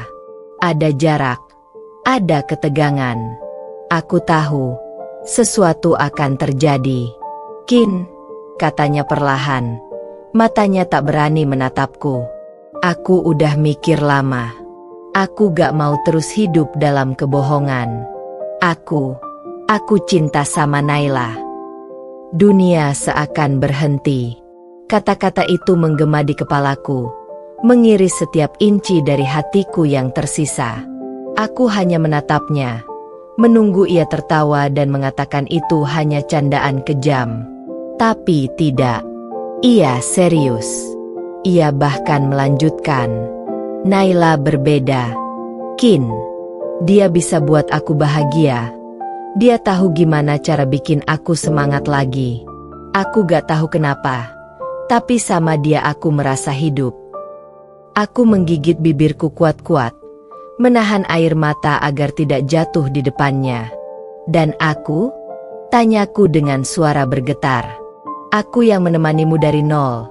Aku yang ada waktu kamu jatuh, waktu kamu gak punya siapa-siapa. Aku gak bikin kamu hidup. Ya, Arya." Ia menunduk. Tak ada kata maaf. Tak ada penyesalan di matanya. Hanya keheningan yang memisahkan kami. Aku gak bisa bohong lagi. "Kin, aku tetap sayang sama kamu. Tapi bukan cinta," katanya lirih. "Sayang tapi bukan cinta." Kalimat itu seperti belati yang menancap tepat di dadaku. Aku ingin berteriak, ingin marah, ingin menamparnya karena tega menghancurkan segalanya demi perempuan lain, sahabatku sendiri. Tapi aku memilih diam. Karena kadang diam lebih menyakitkan daripada ribut. Malam itu aku duduk di kamar, menatap Arsya yang tertidur pulas. Di luar, Arya masih bicara di telepon. Suaranya lembut, penuh tawa. Aku tahu, itu Naila. Aku menangis sejadi-jadinya. Bukan karena aku kehilangan Arya, tapi karena aku kehilangan diriku sendiri. Perempuan yang dulu penuh harapan, penuh cinta, dan percaya pada kesetiaan. Beberapa hari kemudian, aku memberanikan diri untuk bicara. "Kalau kamu sudah yakin dengan pilihanmu, aku gak akan halangi," kataku tenang. Arya menatapku bingung. "Maksud kamu?" "Aku mau berpisah, Arya. Aku gak mau hidup dengan seseorang yang mencintai orang lain." Ia terlihat kaget. Mungkin ia kira aku akan memohon, akan menangis sambil memeluk kakinya seperti perempuan lemah di film. Tapi tidak. Aku sudah selesai. Aku capek berjuang sendirian. Lanjutku. Kalau Naila memang bisa bikin kamu bahagia, pergilah. Tapi ingat, kamu bukan cuma meninggalkan aku, kamu juga meninggalkan anakmu sendiri. Wajahnya berubah. Ada sedikit penyesalan di sana, tapi ia tetap diam. Tidak ada kata, "Jangan pergi." Tidak ada usaha untuk mempertahankan. Ia hanya menunduk, seolah sadar bahwa keputusannya telah menutup semua jalan kembali. Keesokan harinya, aku menyiapkan koper kecil berisi beberapa baju dan perlengkapan Arsya. Rumah yang dulu kami bangun dengan cinta kini terasa dingin. Aku menatap sekeliling, sofa tempat kami pernah bercanda, dapur tempat aku sering menyiapkan makan malam untuknya, dan kamar yang dulu menjadi saksi janji kami untuk saling mencintai selamanya. Ternyata, selamanya bisa sesingkat itu. Sebelum melangkah keluar, aku menatap Arya untuk terakhir kali. "Terima kasih sudah mengajarkan aku artinya kehilangan," ucapku pelan. Sekarang aku tahu, cinta sejati itu bukan tentang siapa yang paling tampan atau paling cantik, tapi siapa yang gak pergi di saat yang lain datang. Arya tak menjawab. Ia hanya menatapku, matanya merah, mungkin karena menahan sesuatu yang tak bisa ia ucapkan. Tapi aku tak peduli lagi. Aku sudah terlalu lelah berharap pada hati yang telah memilih orang lain. Aku keluar dari rumah itu dengan kepala tegak, meski air mata menetes tanpa henti. Aku menggenggam tangan kecil Arsya, berjanji dalam hati, mulai hari ini, aku akan hidup bukan untuk mencintai seseorang yang mengkhianatiku, tapi untuk mencintai diri sendiri dan anakku. Dari kejauhan, aku mendengar suara mobil Arya. Aku tak menoleh, karena aku tahu, setiap langkahku menjauh dari dia adalah langkah menuju kebebasan. Dan disinilah kisah cintaku dengan Arya berakhir, bukan dengan bahagia, tapi dengan keberanian. Karena kadang, mencintai diri sendiri adalah bentuk cinta paling sejati. Hari-hari setelah kepergianku dari rumah itu terasa seperti mimpi buruk yang panjang. Tapi bedanya, kali ini aku sadar, dan aku memilih untuk tidak tertidur lagi dalam kesedihan. Aku dan Arsya tinggal di sebuah rumah kontrakan kecil di pinggiran kota. Dindingnya tipis, atapnya bocor jika hujan turun, tapi bagi kami, itu sudah cukup. Setidaknya, di tempat ini aku tidak perlu berpura-pura kuat di depan seseorang yang telah mengkhianatiku. Awal mula hidup mandiri setelah perceraian bukan hal mudah. Uang tabunganku hanya cukup untuk bertahan 2 bulan. Aku sempat bingung, harus bekerja di mana dengan bayi kecil di pelukan. Tapi setiap kali aku melihat wajah Arsya, ada kekuatan yang tumbuh di dadaku, kekuatan yang belum pernah kurasakan sebelumnya. Aku harus bangkit, bisikku setiap pagi di depan cermin. Demi kamu, nak. Aku mulai dengan hal kecil. Dulu, aku pernah kursus membuat kue saat kuliah. Aku pikir, kenapa tidak mencoba lagi? Aku meminjam oven kecil dari tetangga, membeli bahan seadanya, dan mulai membuat beberapa toples kue kering. Awalnya, hanya untuk dijual ke tetangga sekitar. Aku menitipkan brosur di warung dekat rumah, menulis dengan tangan sendiri di kertas putih. Kue buatan rumah, tanpa pengawet. Dari hati seorang ibu untuk keluarga kecil Anda. Pesan, Kinara 0813. Beberapa hari pertama tak ada pesanan. Aku hampir menyerah. Tapi kemudian satu pesanan datang dari ibu-ibu komplek yang ingin mencoba. Lalu 2, 3, sampai 10. Tak kusangka, dari dapur sempitku yang hanya beralaskan lantai, aroma kue itu menarik rezeki pelan-pelan datang. Suatu malam, ketika aku sedang membungkus pesanan dengan Arsya tertidur di pangkuanku, aku menangis, tapi bukan karena sedih. Air mata itu adalah rasa syukur. Aku sadar, aku masih bisa berdiri, aku masih punya harga diri, dan aku tidak hancur seperti yang mungkin diharapkan oleh Arya dan Naila. Namun perjuangan tidak selalu indah. Aku harus begadang hampir setiap malam. Tubuhku sering kelelahan. Kadang Arsya demam, sementara aku harus mengantarkan pesanan ke pelanggan dengan motor pinjaman. Aku pernah jatuh di jalan karena hujan deras, membuat beberapa toples kueku pecah. Saat itu aku duduk di pinggir jalan, memeluk kotak yang basah, sambil menahan tangis. Tapi aku tidak berhenti. Aku gak boleh kalah, kataku sambil berdiri lagi. Kalau aku jatuh, gak ada yang bantuin aku bangun selain diriku sendiri. Bulan demi bulan berlalu. Usahaku mulai dikenal. Aku membuat nama brand kecil, Kue Cinta Kinara.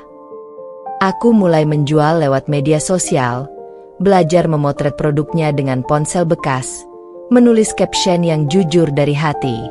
Setiap kue yang aku buat adalah bentuk cinta dari seorang ibu yang pernah dikhianati, tapi memilih untuk bangkit. Postinganku viral di komunitas ibu rumah tangga. Pesanan datang dari berbagai kota. Dari dapur kecil, aku mulai bisa menyewa kios mungil. Perlahan tapi pasti, hidupku berubah. Yang paling membahagiakan bagiku bukan jumlah uang yang masuk, tapi ketika Arsya mulai belajar bicara dan menyebut, "Mama hebat," dengan senyum kecil di bibirnya.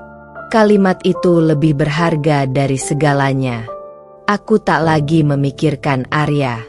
Aku tahu, di luar sana ia mungkin hidup dengan Naila. Tapi aku juga tahu satu hal. Aku yang dulu menangis karena ditinggalkan, kini bisa tertawa karena berhasil membangun dunia tanpa mereka. Aku mulai diundang ke bazar UMKM lokal, bertemu banyak perempuan yang punya kisah serupa denganku. Ada yang ditinggal suami, ada yang dikhianati sahabat. Kami saling menguatkan. Dari situ aku belajar, perempuan tidak pernah benar-benar sendirian selama masih punya keberanian untuk bertahan. Setiap malam sebelum tidur, aku menulis di jurnal kecilku.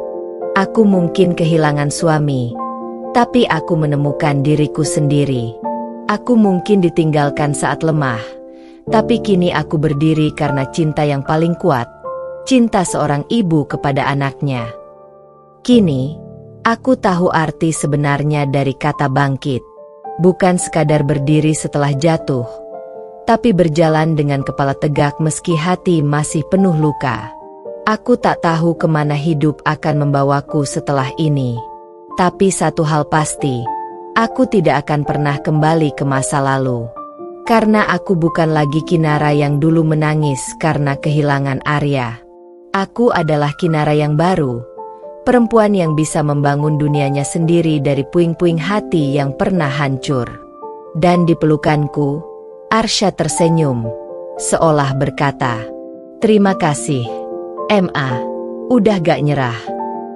Sudah hampir 3 tahun sejak aku memutuskan untuk meninggalkan Arya. Dalam waktu yang tak terasa, hidupku berubah sepenuhnya. Dari seorang ibu tunggal yang memulai dari nol, kini aku berdiri sebagai pemilik toko kue rumahan yang berkembang pesat. Kue Cinta Kinara bukan lagi sekadar usaha kecil di dapur kontrakan. Kini ia menjadi brand lokal yang dikenal di beberapa kota. Setiap kali aku menatap papan nama toko di depan pintu, hatiku bergetar. Di sanalah semua air mata dan perjuangan terbayar lunas. Aku bisa menyekolahkan Arsya di taman kanak-kanak yang bagus, membayar kontrakan tanpa khawatir, bahkan menabung sedikit untuk masa depan. Namun, meski semua tampak baik di luar, aku masih belum benar-benar membuka hatiku lagi. Bagiku, cinta hanyalah kenangan pahit. Cinta pernah menghancurkanku, jadi aku memilih untuk hidup tanpa mengandalkannya lagi. Sampai suatu hari, Tuhan mengirimkan seseorang, tanpa aku duga sama sekali. Hari itu, toko kuenya sedang ramai menjelang hari raya. Banyak pelanggan datang untuk memesan kue, dan aku sibuk di balik meja kasir, mencatat pesanan sambil mengawasi karyawan baru. Di tengah hiruk-pikuk itu, masuklah seorang pria dengan wajah teduh dan senyum yang entah kenapa langsung membuat suasana hatiku tenang. Dia mengenakan kemeja biru muda, celana bahan, dan membawa map besar di tangannya. "Permisi, ini toko Bu Kinara, ya?" Suaranya lembut tapi mantap. Aku menoleh sambil tersenyum sopan. "Iya, betul. Bisa saya bantu?" Dia tersenyum. "Saya Rendra, dari komunitas UMKM Kota. Kami tertarik dengan kisah usaha Ibu. Saya ingin mengundang Ibu jadi pembicara di acara pelatihan wirausaha minggu depan." Aku sempat terdiam, tidak percaya. "Pembicara? Aku? Saya cuma ibu rumah tangga biasa, Pak. Saya gak terbiasa bicara di depan orang," kataku gugup. "Tapi justru itu yang membuat kisah Ibu istimewa," jawabnya pelan, dengan mata yang jujur. "Banyak perempuan di luar sana yang butuh mendengar perjuangan Ibu." Dan dari pertemuan kecil itulah, hidupku kembali berubah pelan-pelan. Rendra mulai sering datang ke toko. Kadang untuk membantu mendokumentasikan kegiatan usahaku, kadang hanya sekadar mampir membeli kue. Tapi setiap kali dia datang, ada rasa hangat yang aneh. Bukan seperti dulu, bukan cinta yang bergejolak dan membutakan, tapi cinta yang menenangkan. Dia tak pernah menanyakan masa laluku, tak pernah memaksa tahu kenapa aku sendirian. Tapi caranya memperlakukanku membuatku merasa dihargai lagi sebagai perempuan. Ketika aku bercerita tentang susahnya membesarkan Arsya sendirian, dia hanya tersenyum dan berkata, "Anak ibu pasti bangga banget punya mama sekuat itu." Aku tak bisa menyangkal. Setiap kali dia mengucapkan hal-hal sederhana seperti itu, ada bagian dari hatiku yang perlahan luluh. Aku mulai menunggu kedatangannya tanpa sadar, mulai memperhatikan cara dia tertawa, cara dia memperlakukan orang lain, sopan, rendah hati, dan tulus. Suatu sore, setelah acara pelatihan wirausaha tempat aku akhirnya berani berbicara di depan puluhan orang, Rendra menemuiku di luar aula. "Lihat," saya bilang juga apa. "Ibu hebat banget," katanya sambil menyerahkan sebotol air mineral. Aku tertawa kecil. Saya masih gemetar, Pak. Gemetar tapi tetap berdiri tegak. Itu luar biasa. Kami saling bertatapan beberapa detik. Ada keheningan yang lembut, tapi juga penuh arti. Beberapa minggu kemudian, aku mulai menyadari sesuatu. Setiap kali Rendra datang, Arsya selalu berlari menyambutnya. Om Ren, katanya riang. Dan Rendra akan menunduk, menggendongnya sambil berkata, "Om bawa roti coklat buat Arsya, tapi janji ya, makan malam dulu baru boleh makan manis." Aku tersenyum melihatnya. Mungkin Tuhan memang tahu kapan harus mengirim seseorang, bukan untuk menggantikan, tapi untuk menyembuhkan. Suatu malam, setelah menidurkan Arsya, aku duduk di teras sambil menatap langit. Ponselku bergetar. Pesan dari Rendra masuk. "Saya tahu hidup ibu gak mudah, tapi saya cuma mau bilang satu hal. Saya kagum sama ibu. Bukan karena kesuksesan ibu, tapi karena ibu tetap bisa tersenyum setelah semua luka." Aku menatap layar itu lama. Air mataku jatuh. Tapi kali ini bukan karena sedih. Ada sesuatu yang berbeda. Mungkin ini yang disebut cinta yang dewasa. Cinta yang tidak menuntut, tidak menyakiti, hanya hadir untuk menemani. Sejak malam itu, aku tak lagi menutup hati. Aku belajar bahwa tidak semua laki-laki akan berkhianat. Tidak semua cinta akan menghancurkan. Ada cinta yang datang untuk menuntunmu keluar dari gelap, tanpa ingin menguasai, tanpa ingin menuntut balasan apapun.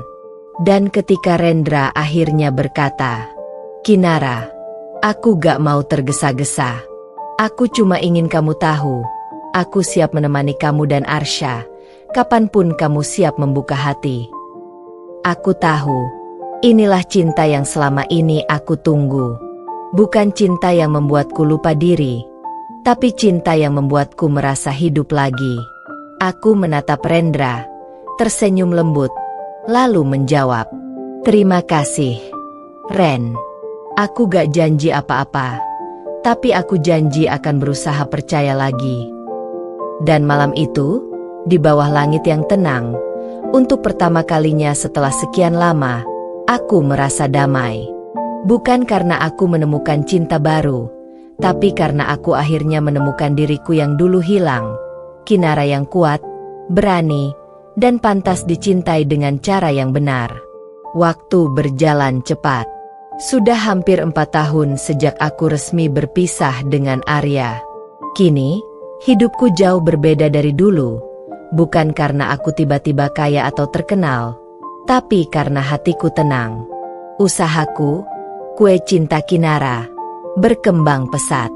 Aku tak lagi sekadar menjual kue, tapi juga membuka pelatihan gratis untuk para ibu tunggal.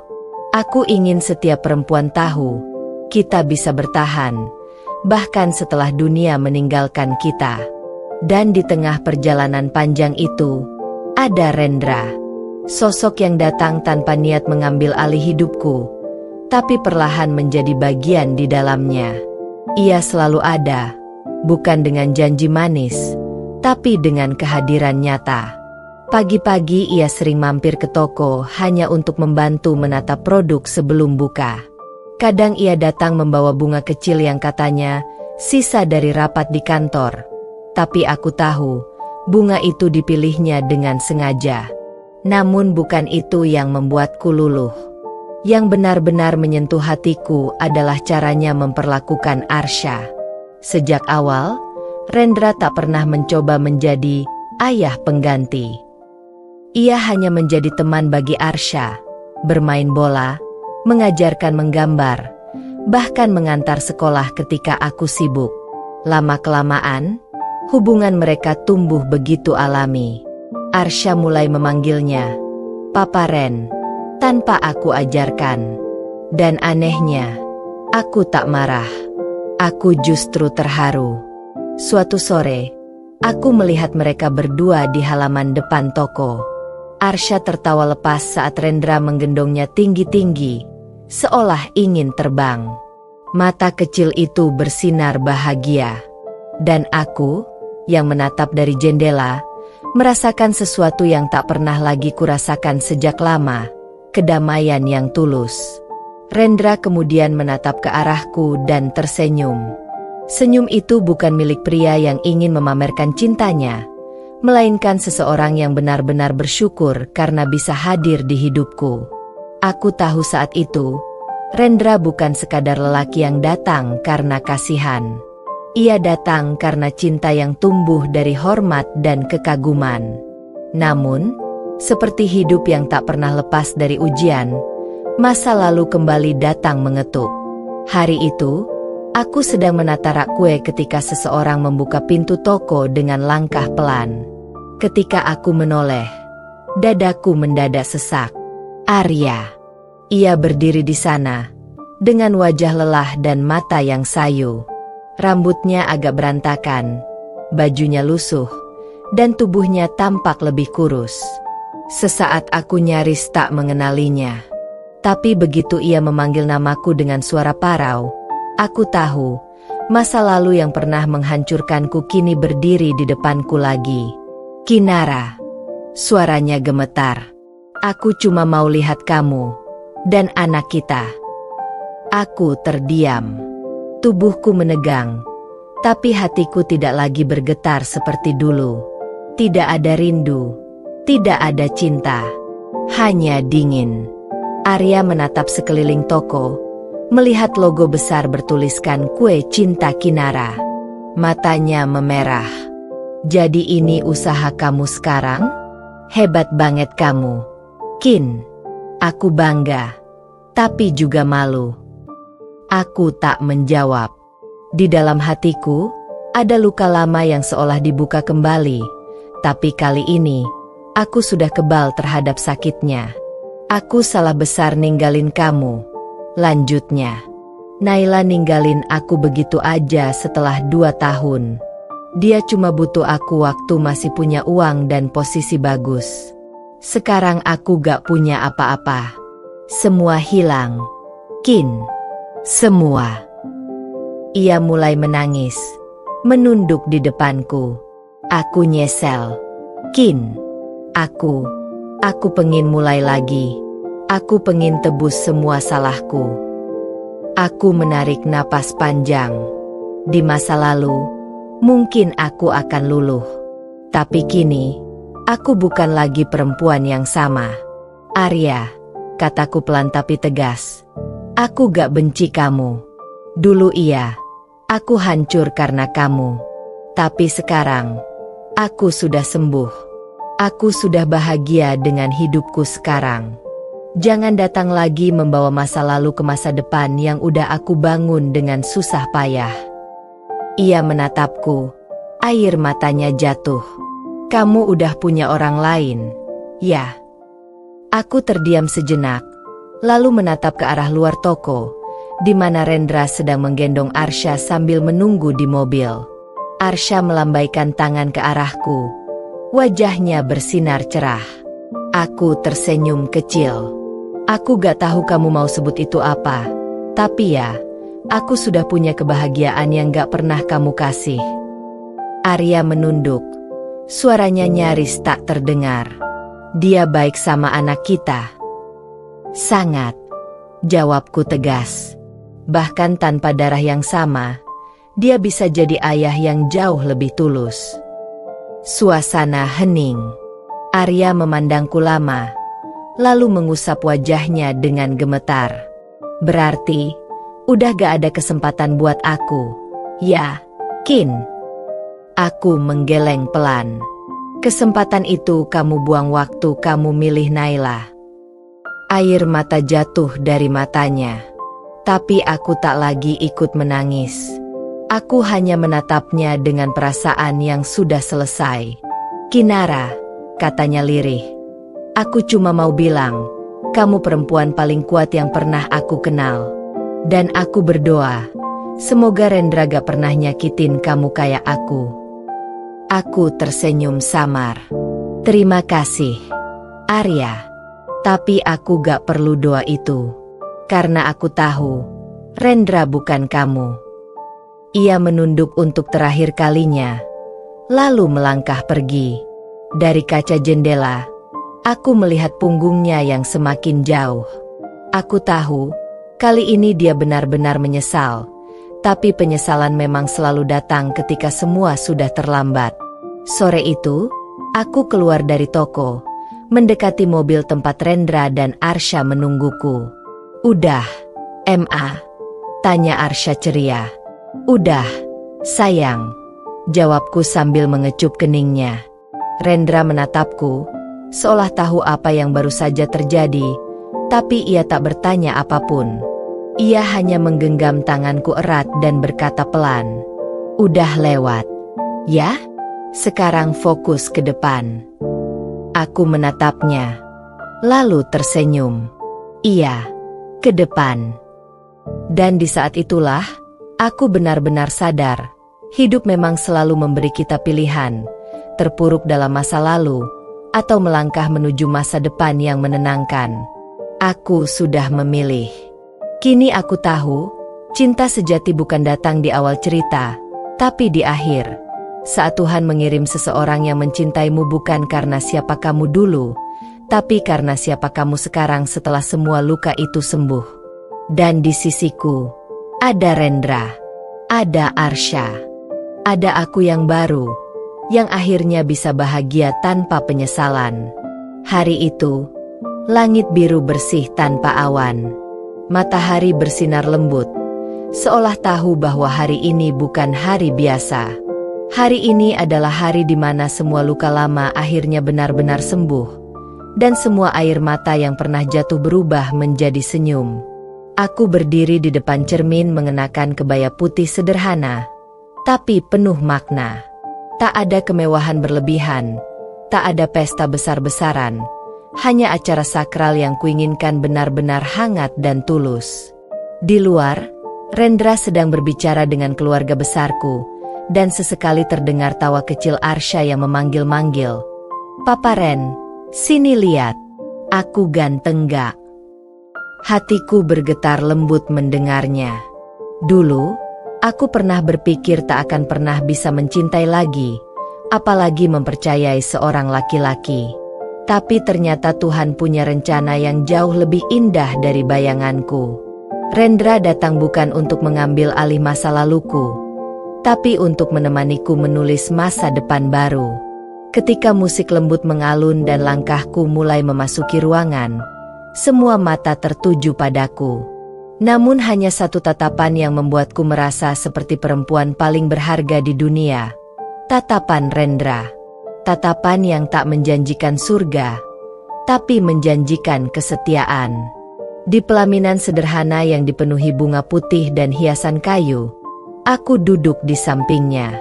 Wajahnya tampak tenang, tapi matanya menyimpan haru yang sulit disembunyikan. Saat penghulu membacakan ijab kabul, suara Rendra terdengar mantap, tanpa ragu, tanpa jeda. "Saya terima nikahnya Kinara binti Prasetyo dengan mas kawin seperangkat alat salat dibayar tunai." Air mataku menetes tanpa bisa kutahan. Bukan air mata sedih, tapi bahagia yang lama tertunda. Tepuk tangan kecil dari para tamu membuat suasana semakin hangat. Arsha yang berdiri di depan kami memeluk kaki Rendra sambil berseru, "Papa Ren udah sah jadi papa aku. Ya? Sekarang kita keluarga beneran." Semua orang tertawa. Rendra mengangkat Arsha ke pangkuannya, menatapku, dan berbisik, "Sekarang aku janji, gak akan ada air mata lagi di wajah kamu dan Arsha, kecuali air mata bahagia." Dan untuk pertama kalinya, aku benar-benar percaya pada kata janji. Beberapa bulan setelah pernikahan, kehidupan kami berjalan dengan begitu tenang. Setiap pagi, Rendra selalu menyiapkan teh hangat untukku sebelum aku berangkat ke toko. Kadang ia membantu mengantar pesanan kue, sementara Arsha sudah sibuk dengan seragam sekolahnya. Rumah kami sederhana, tapi penuh tawa. Tak ada suara pertengkaran, tak ada rasa takut, tak ada luka yang berulang. Di ruang tamu kecil itu, Rendra sering memainkan gitar sambil bernyanyi pelan, dan aku duduk di sampingnya sambil memangku Arsha. Kami tertawa setiap kali Rendra salah nada, dan kadang Arsha ikut menirukan dengan suara lucunya. Momen-momen kecil seperti itu, yang dulu kuanggap biasa, kini terasa seperti anugerah besar dari Tuhan. Suatu malam, saat semua sudah tertidur, aku terbangun dan memandang wajah Rendra yang lelap di sampingku. Aku sadar, cinta yang datang setelah luka memang berbeda. Ia tak lagi membuat dada berdebar karena takut kehilangan, tapi membuat hati damai karena merasa cukup. Dan aku bersyukur, Tuhan menggantikan kesakitanku dulu dengan kebahagiaan seperti ini. Namun di sisi lain kota, ada seseorang yang masih berjuang dengan penyesalannya sendiri, Arya. Sejak pertemuan terakhir kami di toko, ia tak pernah lagi mencoba datang. Tapi kabar tentangku dan Rendra menyebar cepat. Ia mendengar bahwa aku sudah menikah, bahwa Arsha tumbuh bahagia, dan bahwa toko rotiku semakin sukses dengan dukungan suamiku. Setiap kali mendengar namaku, hatinya perih. Malam-malamnya dihabiskan dengan menatap foto lama. Aku, dia, dan bayi Arsha di pelukanku. Foto yang dulu selalu ia anggap kenangan indah, kini berubah menjadi pengingat atas kebodohannya sendiri. Di rumah kontrakan kecilnya yang sepi, ia hidup sendiri. Naila, perempuan yang dulu ia pilih dengan penuh cinta buta, meninggalkannya tanpa penjelasan. Ia bangkrut, pekerjaannya hilang, dan keluarganya menjauh karena malu. Kini, hanya ada dirinya dan rasa bersalah yang tak pernah pergi. Kadang ia berjalan ke dekat toko rotiku, hanya untuk melihat dari jauh. Melihat aku tersenyum bersama Rendra dan Arsha, melihat kehidupanku yang damai. Ia tidak berani mendekat, hanya menatap sambil menunduk, dengan mata yang sembab. Dalam hati, ia berbisik, seandainya waktu bisa diulang, aku gak akan pernah ninggalin kamu, Kinara. Tapi waktu tak pernah kembali, dan cinta yang sudah sembuh, tak bisa dilukai lagi. Suatu sore yang cerah, aku menatap Rendra dan Arsya yang sedang menanam bunga di halaman rumah. "Ma, ini bunga buat Mama," seru Arsya riang. Aku tertawa kecil dan mencium keningnya. "Terima kasih, sayang. Mama seneng banget." Rendra mendekat, menatapku lembut. "Bunga itu gak seindah kamu, tapi mungkin bisa tumbuh subur karena kamu yang rawat." Aku tersipu, tapi tertawa juga. "Kamu bisa aja, Ren." Lalu Rendra memelukku dari belakang, berbisik, "Dulu aku gak pernah ngerti arti cinta yang sesungguhnya, sampai aku ketemu kamu. Sekarang aku tahu, cinta sejati bukan soal siapa yang datang duluan, tapi siapa yang datang dan gak pernah pergi." Aku menggenggam tangannya. "Dan kamu gak akan pergi, kan?" Ia tersenyum. "Selama napas ini ada, aku akan tetap di sini." Di tengah tawa dan aroma bunga yang baru disiram, aku sadar, hidupku kini benar-benar lengkap. Bukan karena semuanya sempurna, tapi karena aku akhirnya berdamai dengan masa lalu dan berani membuka hati untuk masa depan. Kini, setiap kali aku menatap Rendra dan Arsya tertawa bersama, aku tahu, cinta sejati memang bukan tentang kepemilikan, tapi tentang kehadiran. Dan untuk pertama kalinya dalam hidupku, aku tak lagi takut kehilangan, karena yang datang kali ini bukan untuk pergi, tapi untuk menetap. Sementara di sisi lain, Arya tetap hidup dalam bayangan penyesalannya sendiri, menatap masa lalu yang tak bisa ia perbaiki. Dan aku memilih untuk terus melangkah ke depan, karena aku tahu, di sisiku sekarang bukan hanya cinta, tapi takdir yang Tuhan titipkan dengan penuh kasih. Akhir yang damai bukan berarti lupa, tapi saat kita bisa tersenyum pada masa lalu tanpa lagi merasa sakit. Dan aku, Kinara, akhirnya menemukan akhir yang seperti itu. Sudah 7 tahun berlalu sejak hari itu, hari di mana aku, Kinara Pramesti, menutup bab kelam masa laluku dan menulis lembaran baru bersama lelaki yang kini menjadi suamiku, Rendra Pradipta. Waktu berjalan cepat, tapi setiap detiknya terasa begitu berarti. Hidupku yang dulu penuh air mata kini berubah menjadi taman kecil penuh warna, tempat di mana tawa Arsya tumbuh dan cinta kami bersemi setiap harinya. Pagi ini, matahari menembus tirai kamar kami dengan lembut. Rendra masih tertidur di sampingku, dan Arsya, yang kini berusia 8 tahun, sudah sibuk di dapur, mencoba membuatkan sarapan untuk kami. "Aku mau Mama sama Papa bangun dan lihat betapa hebatnya aku masak telur," katanya semalam sambil tersenyum bangga. Aku tersenyum sendiri, lalu turun ke dapur. Aroma gosong tercium samar, dan di meja makan ada sepiring telur orak-arik dengan bentuk yang tak karuan. Arsya menatapku dengan ekspresi penuh harap. "Gimana?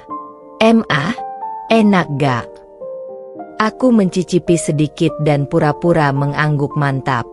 "Enak banget, sayang. Mama bangga banget sama kamu." Ia tertawa senang, lalu berlari ke kamar memanggil papanya. "Papa, Mama suka masakanku."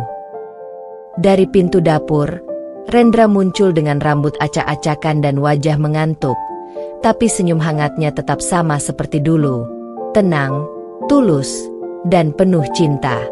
Ia menghampiriku, mengecup keningku lembut, lalu berbisik, "Lihat, kita berhasil ya. Nah, semua yang dulu kamu tangisi, sekarang berubah jadi tawa yang gak ada habisnya." Aku menatapnya, dan tanpa sadar, air mata jatuh, bukan karena sedih, tapi karena bersyukur. "Ya, Ren, Kita berhasil. Aku bahagia. Kini toko rotiku sudah berkembang pesat. Aku membuka 3 cabang, mempekerjakan belasan ibu tunggal seperti diriku dulu. Perempuan yang pernah kehilangan arah, tapi punya semangat besar untuk bangkit. Aku sering mengadakan pelatihan gratis tentang membangun usaha dari nol untuk para ibu rumah tangga. Setiap kali aku melihat mereka tersenyum, aku selalu teringat diriku di masa lalu. Perempuan yang dulu dipatahkan cinta, tapi tak pernah membiarkan patah itu menghancurkan hidupnya. Rendra mendukung semua langkahku. Ia tidak pernah menghalangi mimpi-mimpiku. Ia selalu bilang, perempuan yang kuat itu bukan yang tidak pernah jatuh, tapi yang tahu bagaimana berdiri setiap kali dunia menjatuhkannya. Dan kalimat itu selalu menjadi penyemangatku setiap kali lelah. Suatu sore, saat aku duduk di taman depan rumah sambil menyesap teh, ada kabar yang datang dari masa lalu. Seorang teman lama mengirim pesan. Kinara, kamu tahu gak? Arya jatuh sakit. Sekarang dia tinggal sendirian. Usahanya bangkrut, dan Naila sudah lama ninggalin dia. Pesan itu membuat jantungku berdetak cepat. Bukan karena masih ada cinta, tapi karena tiba-tiba kenangan lama datang seperti bayangan sore, panjang, tapi tak lagi menakutkan. Aku tidak membalas pesan itu. Aku hanya diam, menatap langit yang mulai oranye. Rendra datang menghampiri, duduk di sampingku, lalu menggenggam tanganku. Kenapa diam? Nah. Aku menggeleng pelan. Aku cuma ingat masa lalu. Tentang dia. Rendra menatapku tenang. Tanpa cemburu. Tanpa marah. Ia tahu bahwa luka yang sudah sembuh tidak perlu disembunyikan. Doakan saja, katanya lembut.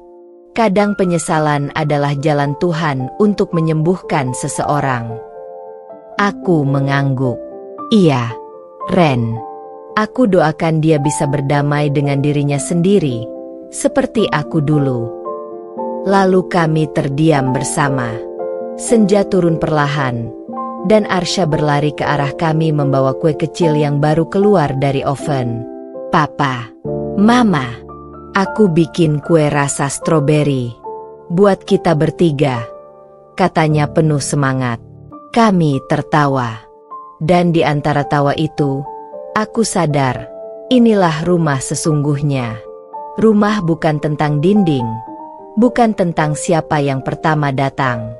Rumah adalah tempat di mana kamu merasa aman, diterima, dan dicintai tanpa syarat. Dan aku menemukannya, bukan di masa lalu yang mengajarkan sakit, tapi di masa kini yang mengajarkan sembuh. Beberapa bulan kemudian, aku menerima surat dari rumah sakit. Isinya singkat, Arya meninggal dunia karena gagal jantung. Aku diam cukup lama memandangi tulisan itu.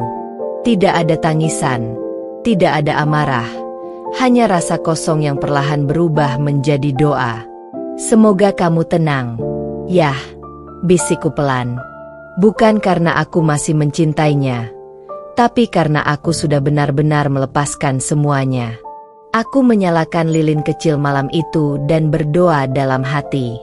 Bukan untuk masa lalu, tapi untuk masa depan, agar aku dan keluargaku selalu dikuatkan untuk berjalan di jalan yang telah Tuhan pilihkan.